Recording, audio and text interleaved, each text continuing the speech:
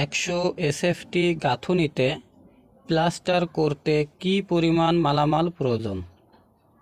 Ratio 1:5। প্লাস্টারের পুরুত্ব 3-4 ইঞ্চি। এখন আমরা মশলার পরিমাণ বাইর করব। তাই 3-4 ইঞ্চিকে আমরা ফিটে নেব 12 দ্বারা ভাগ করে। এর সাথে যেহেতু 100 এসএফটি জায়গাতে আমরা প্লাস্টার করব, তাই 100 দ্বারা গুণ করব।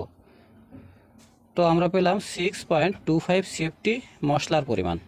এটা যেহেতু ভিজা আয়তন, তাই শুকনো আয়তনে নেওয়ার জন্য 1.54 দ্বারা গুণ করব। গুণ করে আমরা পেলাম 9.62 সিএফটি। এখন আমরা সিমেন্ট বের করব। 9.62কে আমরা রেশিও দ্বারা ভাগ করব, রেশিওর যোগফল দ্বারা, অর্থাৎ রেশিওর যোগফল 6, তাই 6 দ্বারা ভাগ করে আমরা পেলাম 1.60 সিএফটি সিমেন্ট।